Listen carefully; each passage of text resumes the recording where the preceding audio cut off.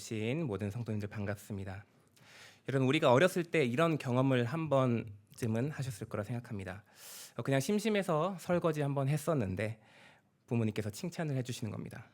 그냥 아무 생각 없이 친구들끼리 얘기하고 있는데 던진 말인데 친구들이 빵빵 터지는 겁니다. 근데 우리가 이 칭찬을 듣고 이러한 인정을 받고 나서 그 좋았던 기억을 기억합니다. 그 다음에 이제 그 행동을 반복하려 합니다.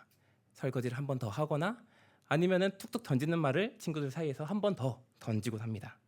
그러나 내 생각과 같이 그때의 그 칭찬이나 그러한 인정은 내게 돌아오지 않는다는 겁니다. 그렇게 우리는 우리의 인생 속에서 수많은 방법을 시도하고 동원해가며 어떻게 칭찬을 받는지, 어떻게 인정을 받는지, 어떻게 살아가야 되는지 배우게 됩니다. 그렇게 우리의 마음에는 결국엔 성취하고 이름으로 말미암아 사랑받을 수 있다라는 생각이 바뀌게 됩니다. 너무나 당연하듯 그렇게 살아가게 되죠. 그렇게 마음 한구석에는 더 이뤄내야, 더 높이 올라가야 인정받고 사랑받을 수 있다라는 갈망이 자리 잡게 되죠. 그 깊은 내면 안에는 무엇이 있는 거죠? 진정한 사랑과 진정한 인정을 향한 갈망이 있다는 겁니다. 오늘 성경 속에 나온 두 인물 다윗과 그의 장군 요압에 대한 이야기를 함께 보면서 하나님께서 기뻐하시는 자의 모습이 어떠한지 함께 살펴보려고 합니다. 먼저 우리가 요압에 대해서 함께 살펴보려고 하는데요. 여러분, 그는 언제나 다윗의 옆에 있으면서 다윗을 지켰던 사람입니다. 여러분, 요압은요, 다윗의 누이인 스루야의 아들로서 실제적으로 다윗의 조카뻘이 되는 그런 인물입니다. 우리가 이제 장군이다 보니까 조카였나 하면서 우리가 인지하지 못할 때가 있는데 거의 조카뻘 되는 그런 사람이 바로 요압이라는 인물이죠. 그렇게 어린 시절부터 다윗과 함께 지내며 그가 도망자일 때도 함께 있었고 왕이 된 이후에도 한결같이 다윗을 지켰던 사람이 바로 요압이라는 인물입니다. 요압은 군사적인 재능과 용맹함으로도 정말 뛰어난 능력을 갖고 있었던 사람이었습니다. 실제로 여부수족이 점령했던 예루살렘 성을 최초로 함락시킨 사람이 바로 요압이었고 전술과 전략, 담력에서도 요압은 다윗 못지않은 엄청난 능력을 갖고 있었던 출중한 장군이었습니다. 매 전투마다 승리를 거두어 백성의 신뢰를 받는 아주 담대한 사람이었죠. 그런데요, 사무엘하 11장 16절부터 17절의 말씀에 이렇게 나와 있는데요. 제가 읽도록 하겠으니 잘 들어보세요.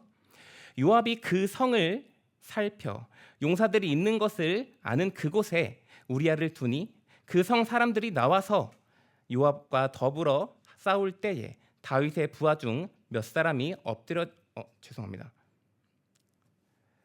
제가 잘못 읽었네요. 네. 네, 죄송합니다.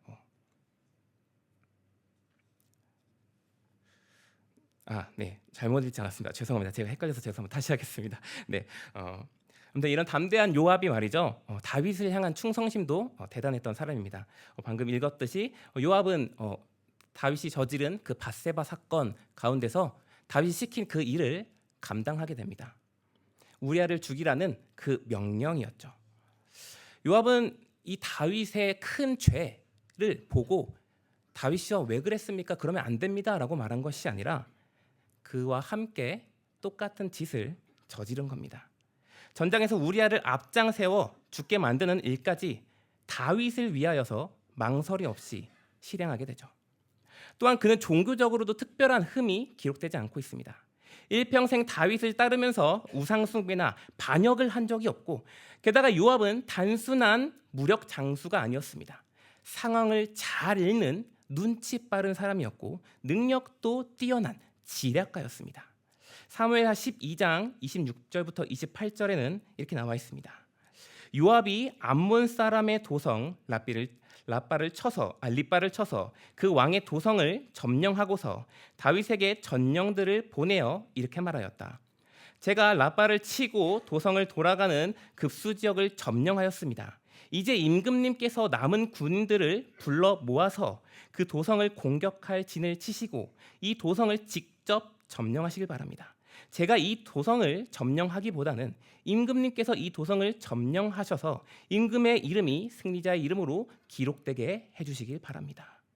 다시 말해서 지금 이 도성을 점령하는 가운데서 압살롬이 군사를 이끌고 충분히 점령할 수 있는 기운과 능력이 있었음에도 불구하고 왕이 이 도성을 점령하는 그 모습이 훨씬 더 보기 좋고 우리 정치적으로도 아주 좋은 선택이니 제가 물러나겠습니다. 당신이 이 성을 점령하십시오 하면서 다윗에게 그 주도권을 내어주는 그 모습을 하고 있다는 겁니다. 대단한 겁니다. 단순히 장군으로서 싸움만 잘하는 것이 아니라 상황이 이러이러하니까 이것을 다윗 왕에게 넘겨주는 게 좋겠다 하여서 움직이는 이러한 긴밀함과 지략을 갖고 있었던 대단했던 사람이라는 겁니다.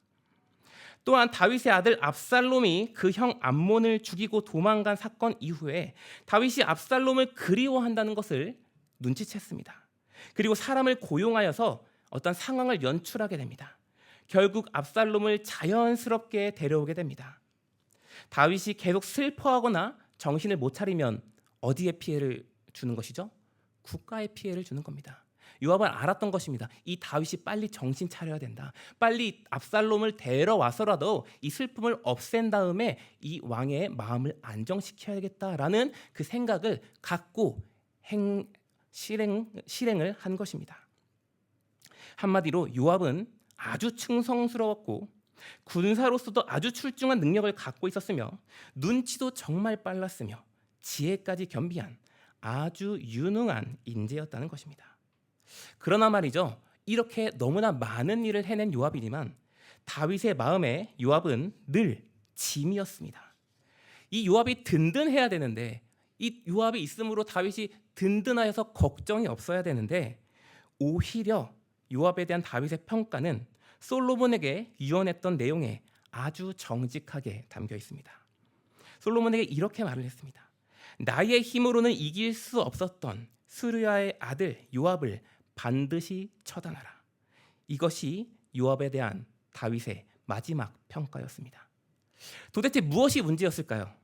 이렇게 충직하고 방금 다 들었지 않습니까? 요압을 위해서 사람을 죽이고 정신 차리게 하고 앞장서서 싸운 이 요압에 대한 그 마지막 그의 결론이 그를 죽이라, 살려두지 말라였습니다. 왜 이렇게 평가했을까요? 왜 이렇게 그는 비참한 최후를 맞이하게 된 걸까요? 우리가 몇 가지 사건을 함께 살펴보려고 합니다. 먼저는 아브넬의 죽음의 사건입니다. 여러분, 아브넬은 말이죠, 사울의 후계자 이스보셋의 군사사령관이었습니다. 그러나 그는 이 이스보셋을 탐탁치 않게 여기고 다윗이 하나님께서 택한 그 인물, 그 왕이라는 것을 잘 알고 있었습니다. 그렇기 때문에 사울 진영에 있지 아니하고 결국에는 다윗 진영으로 옮기게 됩니다. 그리고 이 움직임을 다윗은 받아들이게 됩니다.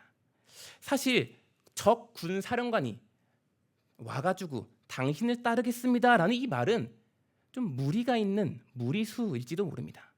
그러나 이 다윗 왕은 아브넬을 환대합니다. 너의 마음이 그렇구나, 알겠다 하면서 화평을 맺고 돌려보냅니다. 이 소식을 들은 요압은 이해할 수 없었습니다. 분명 모략이 있을 거라고 다윗에게 따지는 겁니다. 그리고 다윗은 아무 말도 아무 명령도 하지 않았지만 스스로 요압은 아브넬에게 찾아갑니다. 그리고 다음과 같이 도를 넘는 행동을 하게 됩니다. 아브넬이 헤브론으로 사무엘하 3장 27절에는 이렇게 나와 있습니다. 아브넬이 헤브론으로 돌아오매 요압이 더불어 조용히 말하는 듯이 그를 데리고 성문 안으로 들어가 거기서 배를 찔러 죽이니 이는 자기의 동생 아사엘의 피로 말미암음이더라. 아멘. 사실 이전부터 사울의 진영과 엎치락 뒤치락을 하는 과정 가운데 아브넬의 손으로 말미암아 동생 아사엘이 죽게 되었습니다. 그리고 요압은 이것을 잊지 않고 기억하고 있었습니다. 또한 만약에 아브넬이 실제적으로 다윗 진영으로 왔을 때에 자신의 자리가 위태로워질 것이라는 현실적인 판단 또한 섞여 있는 아주 정직하고 아주 똑똑한 결정이었다는 겁니다. 그러나 장군답지 못한 모습으로 아주 얍삽한 방법으로 조용히 말을 거는 듯하게 성문 뒤쪽으로 이끕니다. 잠깐 할 말이 있다. 이끈 다음에 배를 찔러 죽이게 되는 그 장면을 우리가 함께 살펴볼 수 있다는 것이죠. 이 소식을 들은 다윗은 충격을 받게 되고 그를 위하여 공개적인 애도를 표하게 되죠. 아브넬을 위한 애가를 부르면서 장례를 치르는 와중에 다윗은 이런 말을 하게 됩니다. 내가 기름 부음을 받은 왕이 되었으나 오늘 약하여서 수르야의 아들인 이 사람들을 제어하기가 너무 어려우니 여호와는 악행한 자에게 그 악행대로 갚으실지로다 하니라. 아멘. 여러분, 다윗도 장군이었고 군사 지휘관을 맡은 적이 있었습니다. 그는 사울의 총애를 받으면서 그 명성을 쌓아갔고 사울은 다윗을 물론 시기하였지만 죄로 인해서 헷가닥 했을 뿐이지 그가 고백한 다윗의 평가는 늘 좋았습니다. 성경을 찾아보면 다윗에 대한 악평이 아니라 늘 다윗이 좋은 사람이라고 사울은 평가했습니다.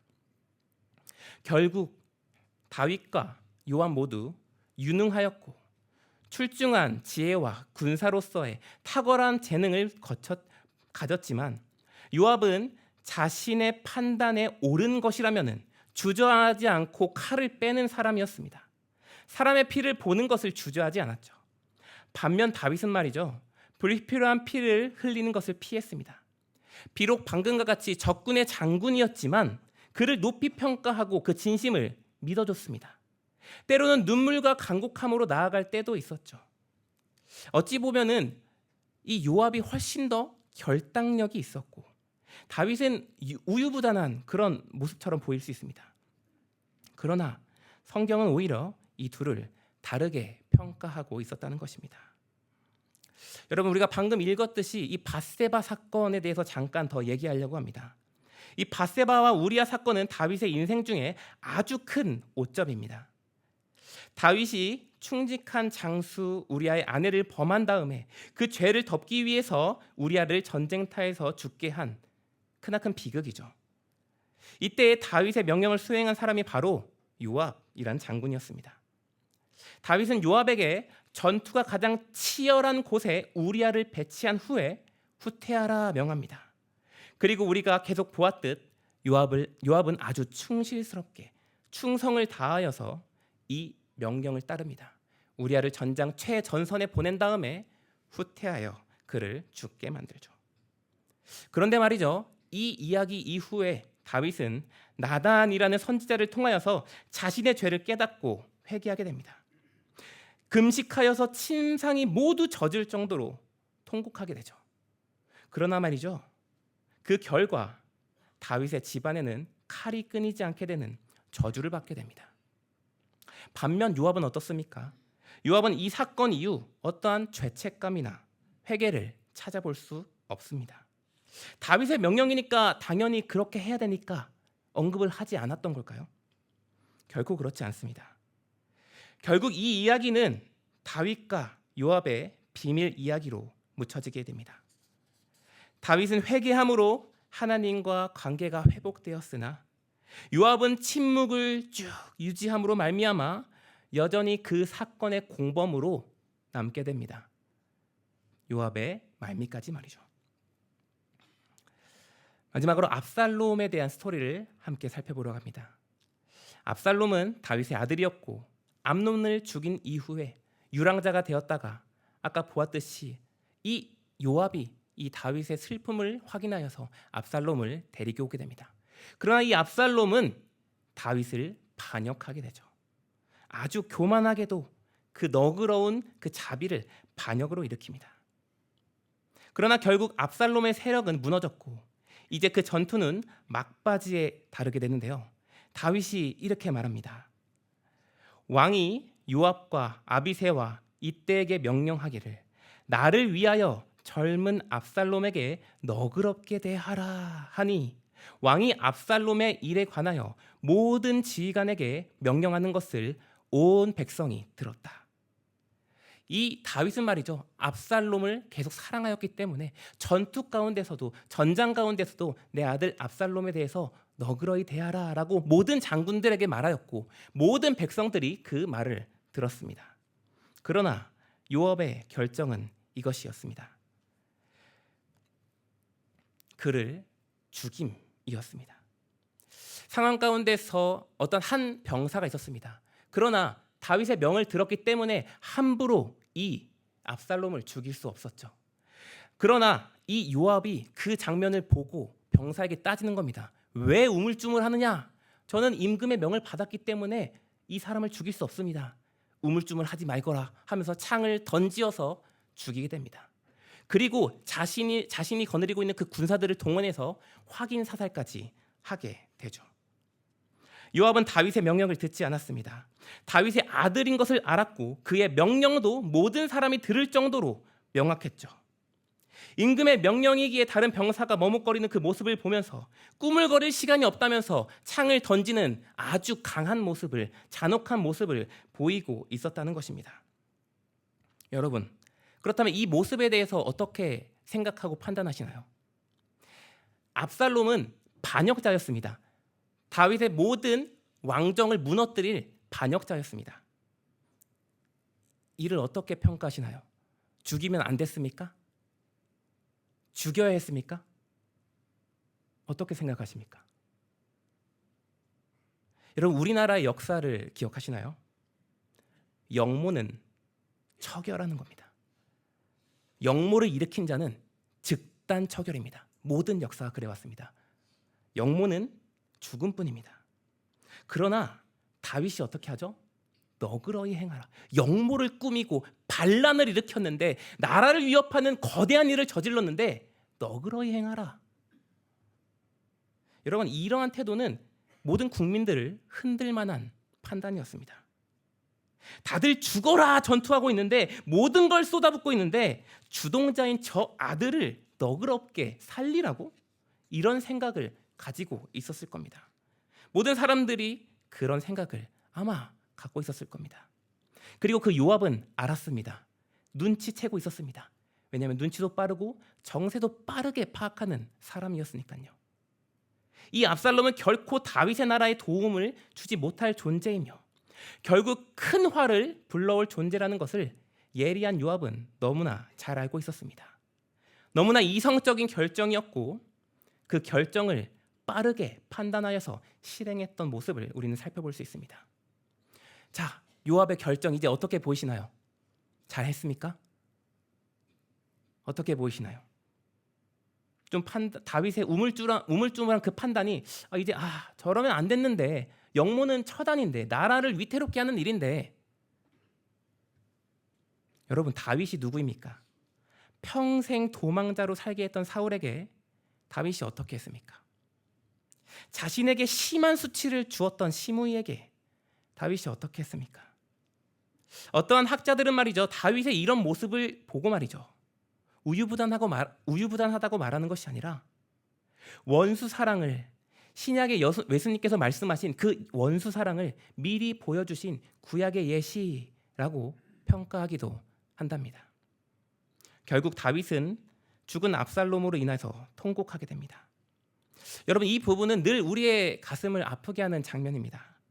내 아들 압살롬아, 내 아들 압살롬아, 차라리 내가 너 대신 죽었더라면. 다윗의 군대는 승리했지만 기뻐할 수 없었습니다. 왜냐하면 다윗의 이러한 행동, 통곡의 모습 때문입니다. 그리고 눈치 빠른 요압은 다윗에게 따끔한 충고를 합니다. 왕이시여, 압살롬이 살고 우리가 다 죽어야 좋아하시겠습니까? 일어나서 우리 군사들을 격려하세요. 뭐라는 거예요? 아이고, 세상 물정 모르는 임금이여, 정신 차리십시오. 이거 말하고 있는 겁니다. 나라를 되찾았는데, 반란을 잠재웠는데 다시 무너뜨리겠습니까? 이 말 지금 하고 있는 겁니다. 너무나 논리적이었고 다윗은 정신을 번뜩 차린 다음에 정세를 가다듬었습니다. 결국에는 안정을 다시 되찾게 되었죠. 여러분, 다윗은 왕권보다 아비로서의 모습을 택했습니다. 그러나 요압은 어떠한 연민보다 왕권의 안위를 택한 사람이었습니다. 그렇다면 요압의 말대로 왕권을 되찾았습니다. 정신을 차렸고 쓰린 가슴을 부여안고 모든 사람들을 안정시켰습니다. 그렇다면 그 안정된 그 요압, 안정시키십시오. 정신 차리십시오. 슬퍼하지 마십시오. 그럴 때가 아닙니다라는 그 말을 들은 다윗은 결국에는 안정을 되찾았는데 결국에는 요압의 방식이 옳았다는 겁니까? 그럼 요압이 이런 제시를 했고 결국엔 요압의 제시를 따랐고 그로 인해서 안정을 되찾았는데 그렇다면 요압의 방식이 옳았다는 겁니까? 성경은 그렇게 이야기하고 있지 않습니다. 다윗의 슬퍼하는 모습을 단순한 나약함으로 치부하고 있지 않습니다. 제가 아까 말하지 않았습니까? 이 장면은 언제나 우리의 마음을 아프게 한다고 말이죠. 내 아들 압살롬아, 내 아들 압살롬아, 차라리 내가 너 대신에 죽었더라면. 우리는 이 장면을 통해서 사랑을 깨닫습니다. 포용이 무엇인지 깨닫습니다. 그리고 우리가 무엇을 해야 하는지 깨닫게 됩니다. 결국 요압은 평생 전쟁터에서 승리를 거두면서 다윗을 위해 큰 공을 세우고 나라의 안정을 위해서 충실했으며 나라의 안정에 큰 도움을 주었던 아주 탁월한 인물이었다는 겁니다. 그러나 그의 마지막은 비참하고 불명예스러웠습니다. 다윗이 죽은 후 아도니아에게 그는 힘을 싣게 됩니다. 솔로몬이 아닌 아도니아에게 힘을 싣게 되죠. 결국 요압은 솔로몬에게 미운 털이 박히게 됩니다. 또한 솔로몬은 이미 다윗에게 유언을 들은 상황이었죠. 그리고 요압은 결국 반역자로서 최후를 맞이하게 되는데요. 인상적인 장면이 나옵니다. 요압이 도망하는 가운데 여호와의 장막으로 들어갑니다. 그리고 도망하여서 제단의 뿔을 잡는 모습을 우리가 오늘 본문을 통해서 볼 수 있습니다. 여러분이 제단의 뿔을 잡는 이 행위는 말이죠. 죄인이 하나님께 긍휼을 간청할 때 하는 행위입니다. 그러나 하나님께 이 죄인인 요압이 간청함으로 뿔을 잡았지만 끌려 나온 다음에 처형당하게 됩니다. 오늘 말씀대로 피 흘린 죄가 자신에게 돌아온 것이죠. 여러분, 장군이니까 피를 흘리는 것이 당연한 겁니까? 충성했습니다. 충성했기 때문에 피를 흘린 것이죠. 이렇게 볼 수 있습니다. 그러나 여러분 잘 보십시오. 그가 하나님을 찾고 회개하며 하나님을 향해 나아갔던 순간은 이 제단의 뿔을 잡은 그 순간뿐이었습니다. 성경에서 나온 이 요압의 일생 중에서 하나님을 향해 나아가고 하나님께 나아가고 하나님의 긍휼을 찾은 적이 마지막 자신의 죽음이 코앞에 닥쳤을 때 하나님을 찾은 그 순간뿐이었다는 겁니다. 사랑하는 여러분, 다윗과 요압의 차이는 결정의 중심이 어디에 있느냐였습니다. 그리고 그 마음에 사랑이 있었느냐였습니다. 두 사람 모두 이스라엘을 위해서 용맹스럽게 그리고 지혜롭게 또한 탁월함을 가지고 승리를 이끌었던 영웅들이었습니다. 그러나 요압의 마음속에는 하나님을 향한 뜨거운 어떠한 사랑이나 겸손함이 없었습니다. 일평생 그는 다윗을 위해 일했지만 매 순간 자기 생각이 옳다 여기고 자기 방식대로 행동했습니다. 충성스러웠지만 그 충성의 방향과 움직임과 판단은 다윗 왕도 아니고 하나님도 아니고 자기 자신이었습니다. 그가 믿고 있는 것은 자신의 판단이고 자신의 이성이었고 상황이었습니다. 그리고 그가 마지막 붙잡은 제단의 뿔은 회개가 아니라 그때에 돼서야 가장 자신에게 도움되는 그 행동이 무엇이냐? 하나님을 찾는 거였습니다. 그 상황 가운데 자신이 이길 능력도 힘도 없으니까 지금에 돼서야 가장 좋은 판단은 하나님을 찾는 것. 그것을 기억했고 그렇기에 제단의 뿔을 잡은 것입니다. 하나님을 사랑하는 마음으로 겸손함으로 제단의 뿔을 잡은 것이 결코 아니었습니다. 이성적인 판단이었습니다. 그렇다면 다윗이 아닌 예수님과 요압을 비교하면 또한 어떤 모습일까요? 여러분, 요압은 말이죠, 자기 왕인 다윗을 위해서 피를 많이 흘렸습니다. 남의 피를 많이 흘렸죠. 그러나 예수님은 자기 백성을 위해 자신의 피를 흘리셨습니다. 요압은 충성을 말하지만 결국 자신의 이익을 챙겼고, 예수님은 하나님의 뜻을 따라 자신의 영광을 버리셨습니다. 요압은 칼로 나라를 지켰지만 예수님은 자신의 죽음으로 하나님의 나라를 지켰습니다. 여러분, 이 말씀은 오늘 우리의 삶에 매우 실제적인 교훈을 주고 있습니다. 현대 사회는 말이죠, 요압과 같은 사람을 아주 높게 평가합니다. 유능하고 성과를 내고 문제를 시원하게 해결하는 그런 사람, 인정받는 사람입니다. 좀 과장하자면은 냉정하게 사람을 밟고 올라서더라도 결과만 좋으면 오케이, 박수 쳐줄게 라는 것이 세상의 이치입니다. 회사에서도 학교에서도 심지어 교회에서도 이 요압형 리더십이 환영받을 때가 있다는 것입니다. 뭐 하라는 거죠? 일만 하라는 겁니다. 일만 되게 하라는 겁니다. 우리도 모르게 스스로 우리는 요압처럼 우리를 몰아붙이면서, 우리의 스스로를 몰아붙이면서 살아갈 때가 있습니다. 그러나 오늘 말씀에서 하나님께서는 분명히 경고하고 계십니다. 요압의 길은 파멸이니라.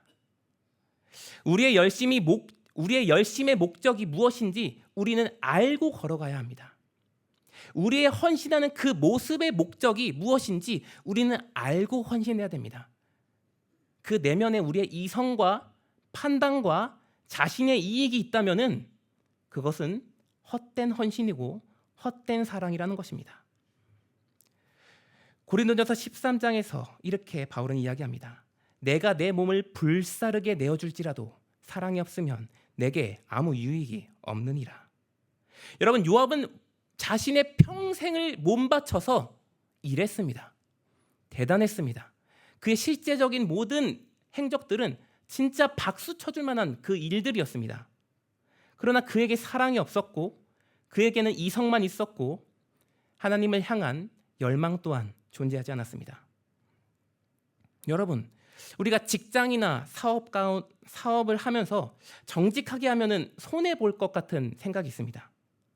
여러분, 우리의 직장 생활 하시는 가운데 괜히 부장님이 따라주시는 그 술, 이사님이 따라주시는 술, 이제 더 위에 회장님이 따라주시는 그 술, 내가 그것을 받는 순간 내가 이제 그 라인을 타지 않을까라는 기대감을 갖게 됩니다. 이제 내가 이 행동이 이제 눈앞에 있는 것만 보는 겁니다.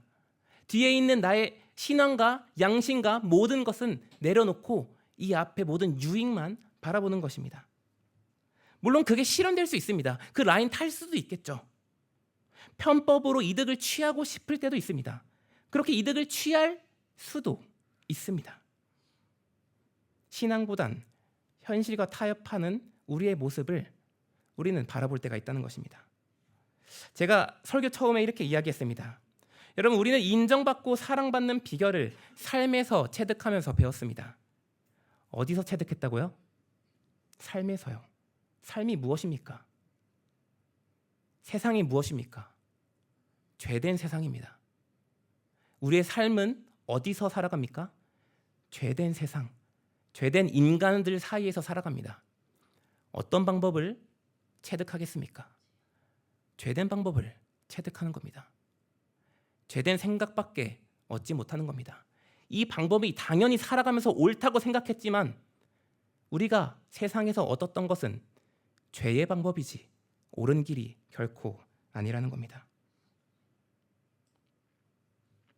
우리는 성경을 통해서 배워야 합니다. 우리는 성경을 통해서 배워야 하는 존재입니다. 당장은 느리고 아무 성과가 없고 아무것도 없는 것 같아 보여도 그것이 하나님께서 함께 하시는 길이라는 겁니다. 다윗은 완벽하지 않았습니다. 다윗은 우유부단했습니다. 그의 판결은 때로는 어떻게 저렇게 멍청할 수가 있지? 라고 생각이 들 정도로 애매하고 우매한 판단을 할 때가 있다는 것입니다. 어떤 눈으로요? 이성적인 눈으로 말이죠. 성경을 읽으면 보인다는 겁니다. 그가 완벽하지 않다는 사실을 말이죠. 그러나 성경이 말하는 그의 평가가 무엇입니까? 다윗과 비견할 수 있는 그 사람이 몇 사람이나 있습니까? 성경이 말하는 다윗에 대한 평가는 누구도 견줄 수 없는 위대한 사람이었습니다. 사랑하는 성도 여러분, 요압과 다윗의 이야기를 통해서 하나님께서 주시는 메시지는 분명합니다. 여러분의 기준은 어디에 있습니까? 하나님은 우리의 지위나 성과에 감동하지 않으십니다. 화려한 조명과 어떤 높은 자리에서 하나님께 영광 돌리는 것 중요하게 생각하지 않으십니다. 우리의 겸손과 회개와 매일의 순종에 포커스를 두고 계신다는 겁니다. 하나님께서는 다윗처럼 울 줄 알고 연약하여서 흔들리기 때문에 엎드려져 자복하는 그 사람을 찾고 계신다는 겁니다. 사랑하는 여러분, 저는 여러분의 생각과 판단과 결정의 기준이 우리가 삶에서 배운 그 기준이 아니었으면 좋겠습니다. 우리가 삶에서 이기기 위한 결정이 아니었으면 좋겠습니다. 내가 사랑받기 위한 결정이 아니었으면 좋겠습니다. 내가 인정받기 위한 결정이 아니었으면 좋겠습니다. 우리의 결정은 우리에게 한없는 자비와 은혜로서 자신이 이 땅에 오셔서 친히 죽으사 우리를 위하여서 그 모든 구원을 허락하신 하나님의 사랑을 본받는 여러분의 삶이 되시길 바랍니다. 그리하여서 우리가 그 삶을 쫓아 나아갈 때에 그때에 세상은 우리를 바라볼 것입니다. 우리가 어떤 고점에 있을 때에 우리가 성전 건축을 완벽히 다 하여서 아주 멋지게 외적으로 말이죠, 다 세워질 때에 바라보는 것이 아닙니다. 내실입니다. 중심입니다. 성전 건축해야죠. 필요합니다. 엄청 필요한 겁니다. 절대 뭐라 하는 것이 아닙니다. 너무 중요한 것입니다. 근데 그 내실이 없다면 아무 쓸모가 없다는 것입니다. 여러분, 여러분의 중심이 세상이 줬던 그 교훈을 따라가는 것이 아니라 하나님이 주시는 그 교훈을 따라가는 여러분의 삶이 되시기를 간절히 소망합니다.